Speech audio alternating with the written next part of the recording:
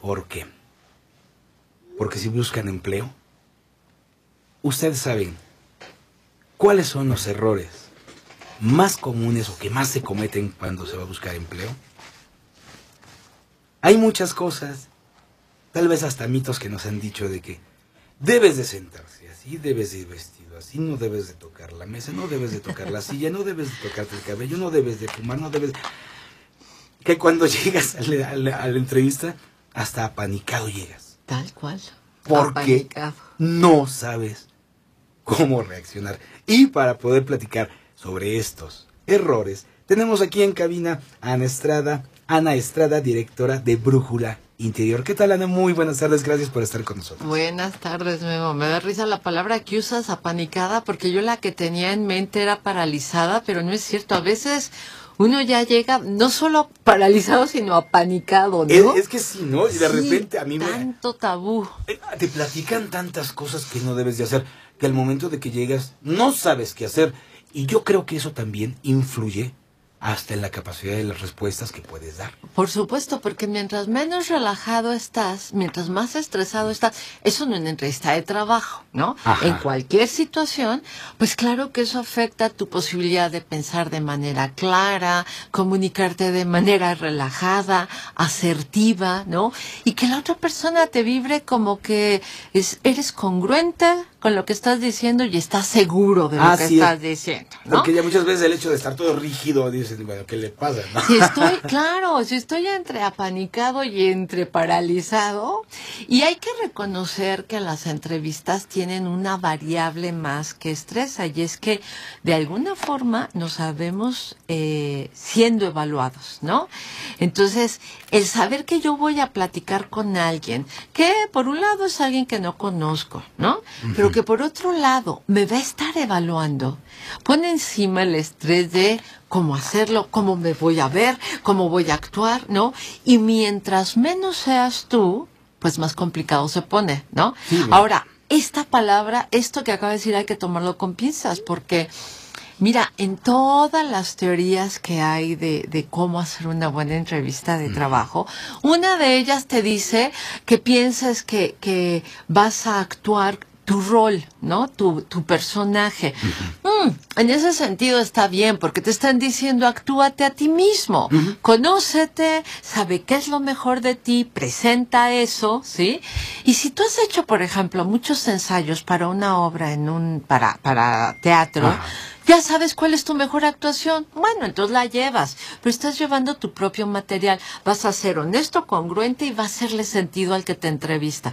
Yo digo que no hay que actuar en el sentido de pretender volverte lo que no eres, porque difícilmente fluye. Y en esos escasos casos donde a lo mejor te creyeron, porque el entrevistador estaba súper despistado, tenía un problema personal, no estaba contigo, estaba pasando palomita, lo que quería era salir pronto, después pagas la cuota, porque te van a contratar por algo que no es lo tuyo. Claro. Y por eso hay tanta gente que alucina su trabajo. Entonces, yo te comentaba antes de entrar al aire que hay muchas, ¿no? Muchísimas, o sea, de verdad, así casos reales de personas que llegan a la entrevista con su mamá o con sus amigos o con la novia. No es plan, ¿no? Pero bueno, esos son tan obvios que no los vamos a hablar. Esperemos que el amigo cercano te diga, oye, no es buena idea. ¿Cuáles son los más comunes? Exacto. Vamos a entrar a los más comunes que pensamos que sí podemos darles al aire un tip de cómo corregir, para no solo no flagelarnos, ¿no? Sino decir cuáles son. Bueno, mira, uno que es palitos uno, y no sabes a cuánta gente les pasa en las ciudades de México por los niveles de tráfico, no solo en la Ciudad de México, ya Monterrey, Guadalajara, todos los que ya tienen un tráfico decente, llegar tarde. O sea, llegar tarde es algo que en nuestro país pasa muchísimo, muchísimo. O sea, no voy a elaborar mucho en eso. Yo te puedo decir que yo cambio mis hábitos cuando voy a entrevistas, pero por ejemplo, citas como esta, ¿no? Para yo llegar aquí a tiempo, pues yo me tengo que salir a mi casa al menos media hora antes de lo que necesito estar aquí. Y eso, con el tráfico de aquí deberíamos salir. Si Totalmente. Si yo sé que vivo lejos, no la riego, salgo 2 horas. Exacto, pero ¿estás de acuerdo que eso es fácil? Ahora, ¿por qué lo dejé en la lista de las poquitas que elegí? Pues porque resulta que a la mayor parte les pasa. Claro. Entonces, llegar y decir, era el tráfico, no es excusa, y menos en una entrevista de trabajo. Lo que tú vas a estar diciendo es, no sé planear, no sé prever imprevistos, ¿ok? Luego, pero eso es fácil. Ahora, vestirse en línea con el lugar al que vas a entrevistar. Conste que hay quien le llama esto imagen, dar buena impresión y una serie de cosas. Sí, y vamos a detallar qué incluye, pero el cómo vas arreglado incluye que tú vas, averiguas, que esto puede pasar hasta en internet, cómo es la empresa, cuál es su estilo, cómo escribe en la página, ¿no? Y averiguas un poco qué onda sobre el puesto que te van a ofrecer. ¿Me permites tantitito? Ahorita vamos a regresar a platicar. Claro que sí, que cada quien piense su puesto. Así es. Vamos a ir a una pausa comercial y regresamos. Estamos platicando con Ana Estrada, directora de Brújula Interior, dándole los tips más comunes de los errores que se cometen cuando se pide un trabajo. 2 de la tarde con 14 minutos. Pues continuamos y regresamos aquí en Siempre 88.9. Soy Guillermo Jivillé y estoy platicando con Ana Estrada, directora de Brújula Interior, y estamos platicando errores más comunes en una entrevista de trabajo. Nos estaba platicando en torno a la indumentaria, a la forma de vestir. Sí. Y algo que yo le planteé fuera de micrófonos, lo vuelvo a plantear aquí. Sobre todo, un joven sale de la universidad, sin dinero, obviamente. Claro. Lo que busca es un trabajo para poder capitalizarse y tener dinero. No tiene un trabajo, no tiene la vestimenta formal. ¿Cómo debe acudir a esa cita de trabajo? Mira, un buen tip para cualquier persona, porque yo decía antes del corte, investiguen cuál es el estilo de la empresa y cuál es, digamos, un poco el estilo que predomina para ese tipo de posición que vas a buscar. Ok. A veces no se puede encontrar la información.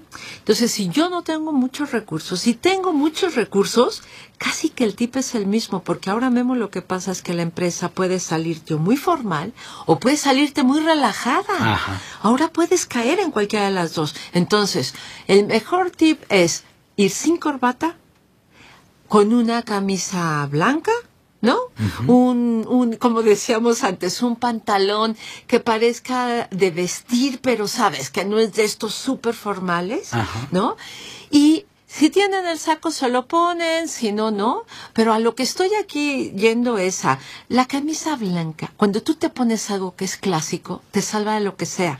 Si llegas a una empresa muy personal, muy relajada, muy desestructurada, donde van a leer tu innovación y capacidad de creatividad a través de que no te vean muy estructurado, el que no traigas la corbata, pues lo resuelve todo. Y si llevas saco y tú ya ves, como me pasó la otra vez, que llegas a una empresa donde será el día de la pijama, pues ya te queda claro que el saco ni te lo pones, ¿no? Claro. En cambio, llegas con misma camisa blanca y pantalón gris o azul marino, ¿no?